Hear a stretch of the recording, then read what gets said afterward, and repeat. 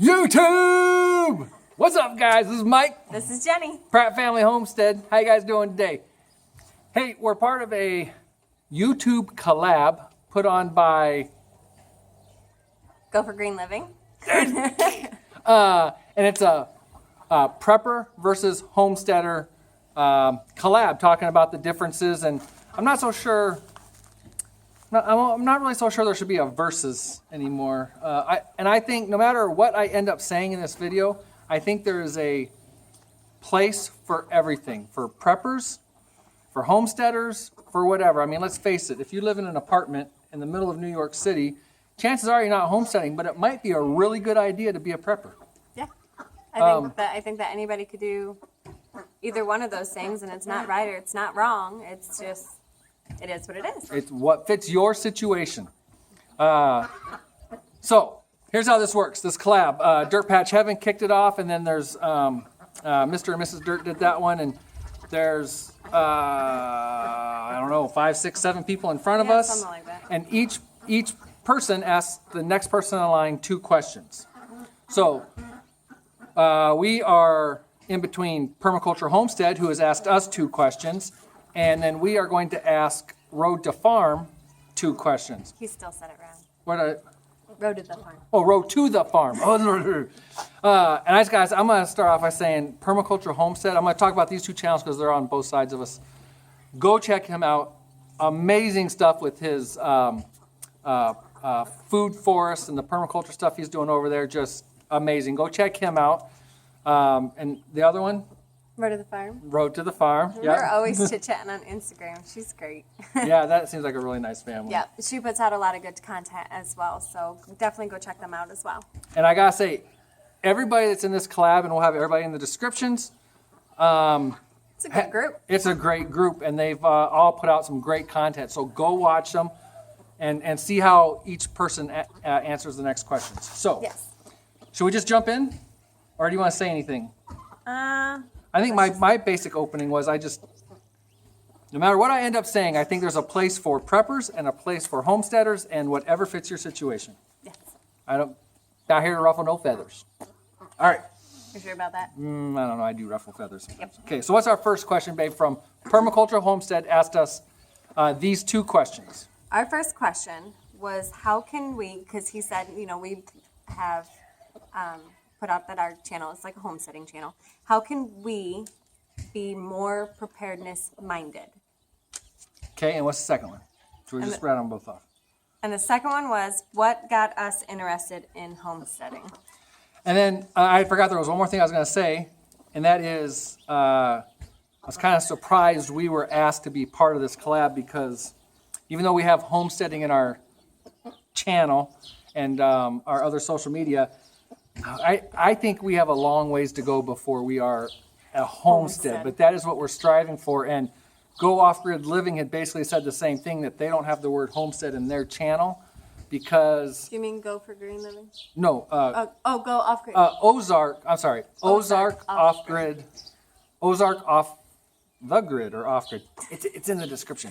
Channel name. They said the same thing, that homestead's not in their channel name because they're just not... they don't feel they're there, really. So anyways, first question was, what could we do to be better prepared? Or more preparedness minded. More preparedness minded. Well, the way I read into that was, what could I do to be more prepared? And 3 things immediately popped into my head, and Jenny has her 3 things. And we talked about it a little earlier, and we have different things that are all great. So my first thing was to be more prepared. We are seriously lacking on storing water. Yeah, we have like 2 gallons of water. Yeah, and it's something... And we're a family of 6 with an entire variety of livestock. Right. Yeah. Oh, I wasn't even really thinking livestock at that point either. I had read that each family member needs 5 gallons of water a day. We won't even make it today. Which I find that number to be kind of high in an emergency kind of situation. But so water storage is something that I think is something we need to work on. And Jenny doesn't know it, but coming in the mail, I have some stuff that's going to help us obtain and store water. Oh, yeah. These surprises are always great. All right, which one you got, babe? My first one was meat. Kind of goes along with the same thing. If we lose power, we can't use our well, so we can't get water. Well, if we lose power, then the little bit of meat that we do have stored is in the freezer. We're going to lose that. And we plan on the pigs that we're going to process are going to go in the freezer. We've not tried canning meat. For some reason, that gives me the weebie-jeebies. I just can't. I don't know why. I can't get over that one. I don't know. Something about canned meat just kind of freaks me out. But it's something that we need to try because at least then we know that we have some, on the shelf. And it is something we're going to try very soon. It just grosses me out. We got 50 meat chickens today. So in about 8 weeks, we're going to try canning a couple chickens. Yeah, we'll see. We do have other meat on hoof. Yeah, we have meat running around in the pasture. We figure without these meat chickens, because they're chicks right now, they're a day old, we probably have in the vicinity of 210 meals. Yeah. 210 meals walking around. And that includes like half a chicken per meal for the 6 of us. So that includes stretching stuff out. But Right. so the next one, what was my next one? Oh, my next one was, I think, especially for, and all these are for the SHTF, whether it's a 10-foot snow blizzard, no electricity, and we're out of it for a week or Why do two. you have to bring snow into the picture? Because it is so hot right now. Or if it's a permanent, the electric grid's down forever and whatever. But that's what we're talking about here. So I think a prep to at least get us started would be more staple food storage. Your rice, your beans, the stuff that we kind of joke about, but have that stuff stored up and put away, and I don't know, even some other stuff. But stuff like that if we had to, especially get us by for 4, 5, 6 months until more crops could start growing, get us through winter, whatever. Right. So just more of the staple food storage, I think. What was my second? And then included in that, I'd have wheat so that we could make our own flour. And I don't know about storing flour and sugar, possibly, but anyways, let's get on with hers. Your next one? My second one was planning. We are horrible planners. Most of what we do here is kind of hey, let's try this, and we do it. Sometimes it works out, and sometimes it doesn't. It's just the way it goes. But we do tend to research heavily stuff that we're going to dive into. When it comes to like animals and stuff like that. But there's a lot of spontaneous stuff. But don't. Or this isn't going to work, so I'll make it work this way or something. We'll change our plans. But planning, we don't have anything set aside for emergencies such as like flashlights and batteries. We have flashlights. We can never find batteries. We can never find batteries. I do not like weather. I do not like weather. Tornado warnings come up, and it's 2 o'clock in the morning. I'm sitting there. I'm fully dressed. I got my shoes on, my shoes tied. I've got a bag with the kids' flip-flops. We got storms rolling in about 10 minutes. Yes, and I'm like, oh, okay. Seriously, everybody go outside and clean stuff up. It's I don't like weather, but we're not prepared. We don't have a plan. We don't have a game plan for much of anything. So getting a good plan together, I think, is a big key to things. Yeah, and I think we're going to touch on that here in just a little bit also. Touch on that some more. So what am I, number 3? Yes. Number 3 for me is a wood-burning stove. As soon as we moved in here in November, a year and a half ago, we live on a road with very few people on it, about 5 houses. And if you're on our road, you're here for a purpose. So that means if there's a massive electric outage and there's damage to lines around here, we won't have electric for quite a while. Right. We've got to be at the bottom of the priority list. So I noticed that as soon as we first moved in, about wanting to get a wood-burning stove put in there so that we could have supplemental heat. We could have heat in emergencies. We could have something to cook on in emergencies and all that. And so that's kind of a big deal for me, and I want to get that done. And it's spendy. Our insurance company says we can do it as long as it's professionally installed. So, and all that stuff. So that's a big one for me, is having a heat source in the house in case SHTF. Yeah. Mine is more along the lines of bushcrafting. Mm-hmm. I've been out hunting. I know how to shoot guns. I know how to shoot bows. But I've never actually shot anything. I know how to fish. I don't much care for taking the fish off the hook, but I can fish.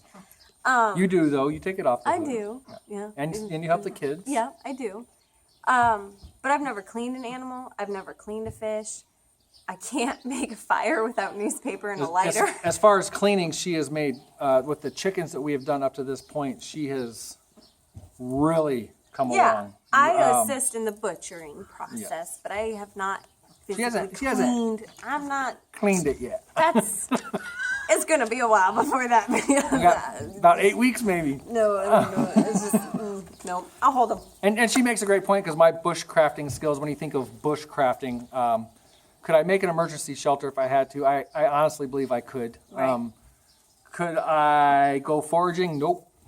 I don't know my plants well enough to. Well, Jenny and I walk around and she'll be like, "Hey, what's that? That kind of looks like kale." And I'll pick it.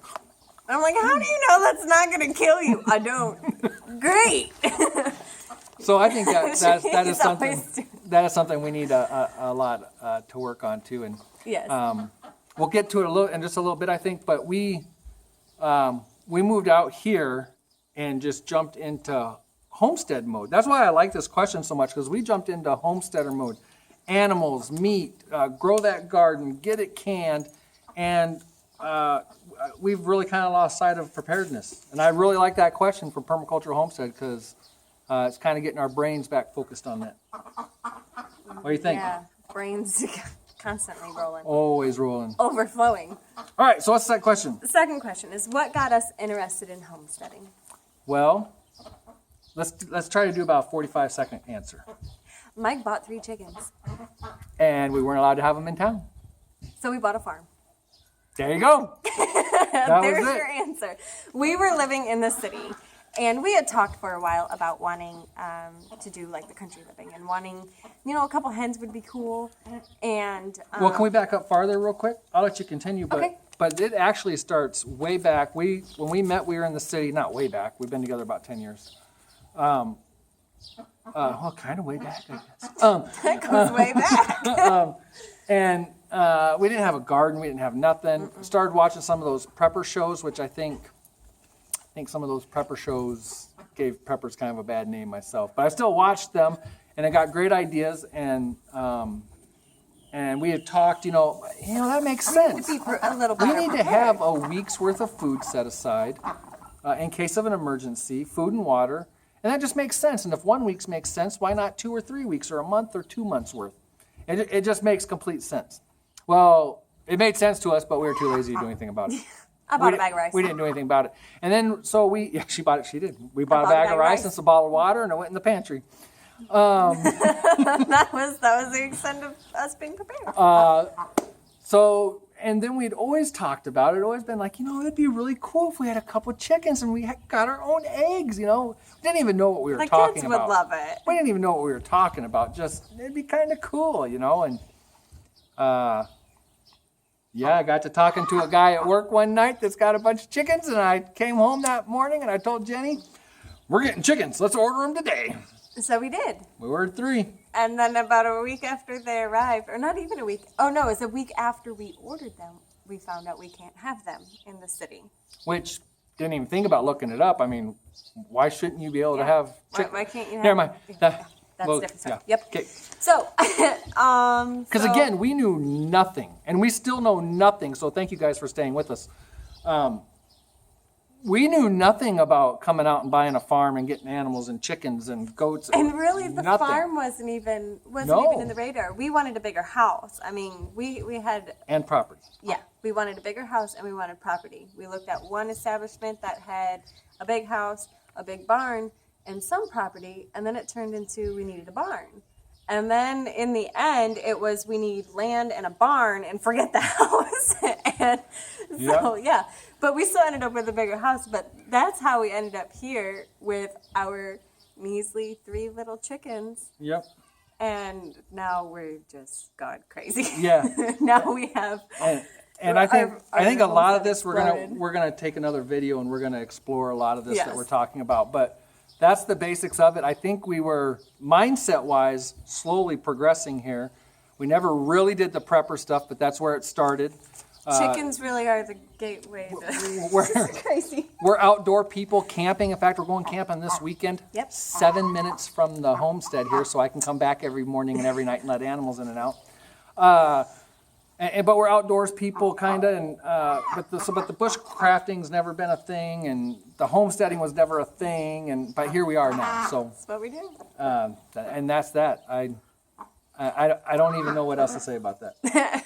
No, it started when he bought chickens. The gateway animal. So I was actually glad to be asked to be part of this collab, because this homesteading versus prepper thing is something I think I could make a whole nother very long video on, and I think there's merits to both sides of it. And we have a ton of homesteading skills that we need to learn still, and we need to get into that prepper mindness also. And it's not just about making it through the winter. I mean, it might be have to have water and fire and all this stuff. So we got a lot to learn, a long ways to go, and I think there might be some future videos on this conversation. So I don't know. Do you think that answers all the questions? And Yeah. I don't know. you got anything else to say? Let us know if it doesn't answer your questions. You got anything else to say, or? Nope. Okay. Moving on. So I think this video's at about 17 minutes. We're gonna get this wrapped up, get you guys out of here. So we have 2 questions for Melanie at Road to the Farm. He's learning. All right, and they are. First, what is the silliest thing this is him, the silly one. What is the silliest thing that you have done during your prepping/homesteading lifestyle?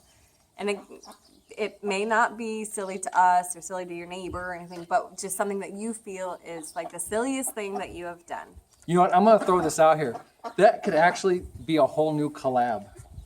Videos a whole strain of just craziness. Silly, and you know, it's one of those things. I don't know. Did you just say that? It might not be silly to everybody else. It might be like, well, I would have done the same thing, but to you, it's silly that you did this or whatever. I don't know. I was sitting right here and said that.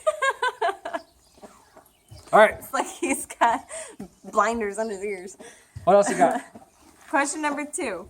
What is the best choice you have made that has benefited your prepping or homesteading lifestyle? There you go. Those are the questions. Yep. And I really think I could talk for a really, really long time on the homesteader versus prepper thing. We'll stop it for this video.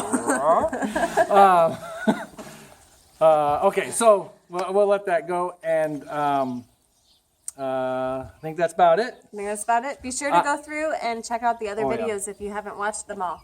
They're really There's some good. great questions in there. I just started following a channel that I wasn't aware of, but they're part of this collab. So we've been watching all of them. So, all right, I'm Mike. I'm Jenny. Pratt Family Homestead. Woohoo! Please like, share, and subscribe. And check us out on Facebook and Instagram.